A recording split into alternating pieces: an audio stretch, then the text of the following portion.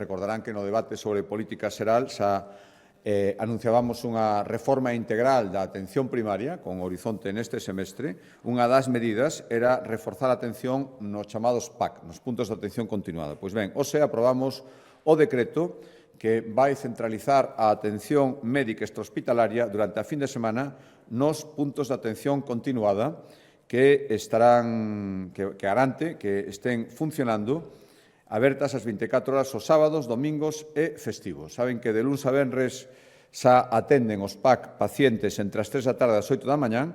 É certo que varios deles, a maioría, xa estaban funcionando as mañáns dos sábados, pero agora se xeraliza e, unha vez entrado en vigor este decreto, queda blindado que todos os puntos de atención continuada de Galicia estean funcionando 24 horas, sábados, domingos e festivos.